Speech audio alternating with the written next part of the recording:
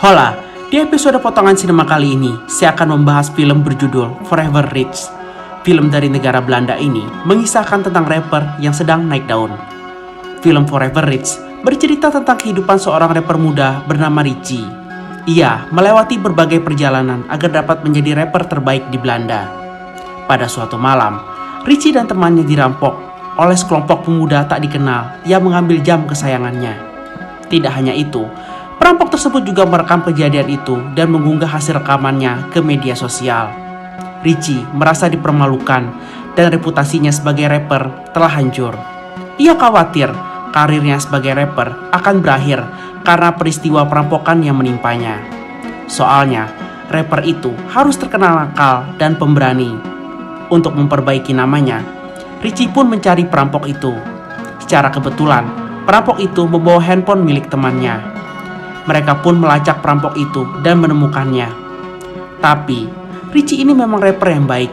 Dia hanya berlagak bak gangster saja. Tapi sebenarnya, dia ini tuh anak mami. Maka, Richie kembali dihajar sama perampok itu. Tapi, tekanan yang dia terima semakin berat saat perampok itu mulai mengunggah video skandal seksnya. Label rekaman Sony sampai memutuskan kontrak kerjasamanya. Kekasihnya juga marah dan pergi membawa anak mereka. Perampok itu pun meminta uang tebusan untuk jam dan juga handphone milik Richie yang ternyata juga diambil sama perampok itu. Richie yang sudah kalap mata akhirnya membawa pistol dan uang saat menemui perampok itu. Disinilah Richie mengamuk tapi masih ketakutan. Karena ya itu tadi, Richie ini memang orangnya baik. Dia bukan gangster yang biasa berantem dan nembakin orang. Dan terjadilah apa yang dinamakan rezeki anak soleh. Richie mendapatkan handphone dan jamnya kembali. Lalu perampok itu dibuat lari ketakutan. Tak hanya itu, perampok pun dipermalukan sama Richie. Dan adegan itu direkam sama dia sebagai ancaman perampok itu tak mengganggunya lagi ke depannya. Setelah itu, apakah film ini usai?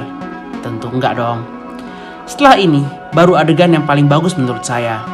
Adegan saat Richie menunjukkan sisi aslinya. Sisi dia sebagai orang yang dari kecil bercita-cita menjadi bintang besar agar dapat mengangkat derajat keluarganya dari kemiskinan. Dia pun merekam beberapa kali video pembuktian kalau dia berhasil mendapatkan jamnya kembali. Setelah mendapatkan yang bagus, baru dia mengunggahnya ke media sosial. Semua orang memujinya dan reputasinya tak hanya kembali, tapi dia juga malah makin terkenal. Di satu sisi, Richie amat shock dengan apa yang dilakukannya. Dia sampai sesak napas karena tak menyangka dia bisa menjadi orang yang seperti itu. Tapi itulah hidup yang sudah dipilih olehnya dan harus dijalani untuk mendapatkan sesuap nasi dan segenggam berlian. Ketika tahu film ini berasal dari negara Belanda, saya nggak berharap banyak kalau film ini tuh bagus. Soalnya saya nggak pernah nonton film dari Belanda ya. Apalagi pas lihat trailernya, kok kayaknya film ini tuh biasa aja. Tapi pas nonton, saya malah suka sama film ini. Keren aja, penggambaran musisi ternama yang terlihat berandalan ternyata hanya orang biasa saja. Siapa sih orang yang gak bakal menyerahkan hartanya kalau dirampok sama banyak orang dan diancam pakai pisau? Wajar banget kok apa yang dilakukan Richie ini sebenarnya. Usaha Richie yang berusaha payah untuk mendapatkan kembali harta bendanya yang dirampok juga keren. Terutama pas adegan dia mau minjem sepeda orang untuk mengejar perampok itu.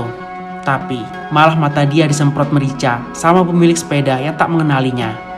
Padahal Richie dengan pedenya bilang kalau dia musisi terkenal dan mau bayarin sepedanya. Tapi ternyata Richie tak seterkenal itu. Tak lama setelah adegan itu, Richie pergi ke sebuah minimarket dan penjaga tua di toko itu mengenalinya dan kagum sama Richie. Saat di toko ini, Richie yang baik hati juga bertanya tentang keluarga pemilik toko yang beragama Islam itu. Ini adegan yang menyentuh bagi saya. Richie ini emang orang yang baik.